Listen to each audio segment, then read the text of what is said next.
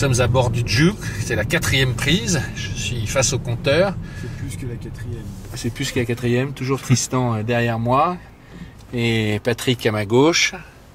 Donc, quelles sont tes questions? Alors, est-ce que c'est une voiture maniable? Regarde, tu vois. Est-ce qu'elle est souple? Oui, ça globalement, oui, c'est une bonne question, à croire que tu as...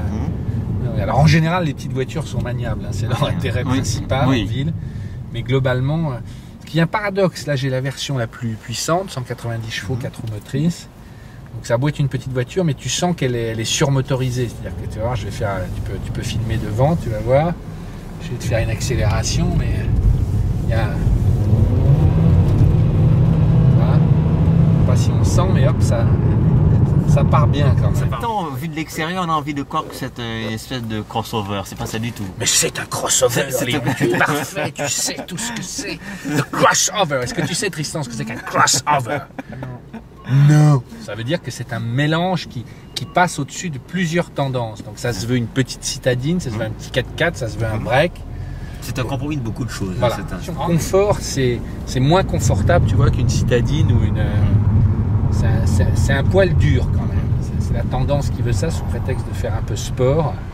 Mais les fauteuils sont un peu fermes, tu sens bien, je sais pas ce que tu en penses toi, mais tu vois, ça, tu te dis que si tu fais 200 bornes, tu dois sortir un peu vermoulu quand même. Mais tu vois, petit écran et petit... Voilà, on va mettre en mode sport, tu vas comprendre. Voilà. Tout soi-disant réagit plus vite. La petite boîte auto. Tu vois, là, c'est vraiment l'époque. Tu m'as dit tout à l'heure, le Juke, finalement, c'est une voiture bien dans son époque. Même si elle n'a rien à voir avec la DS3, c'est deux voitures décalées, avec des personnalités fortes, qui représentent justement ce que veulent les gens, avec un peu de personnalité. Ils veulent un produit bien fait, avec du caractère qui soit très différenciant. C'est deux approches différentes, mais au fond, c'est la même cible, c'est le même esprit d'indépendance.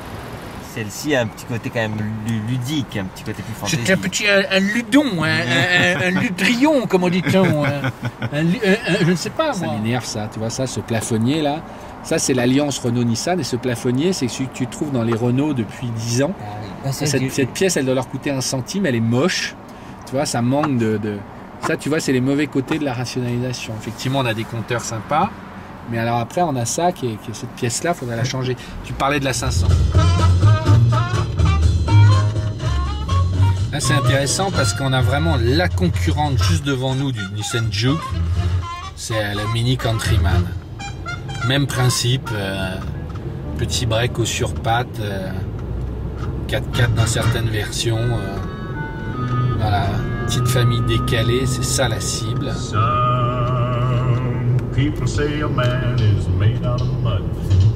Alors le Mini se veut plus chic, plus cher aussi, mais le Juke est mieux équipé et moins cher.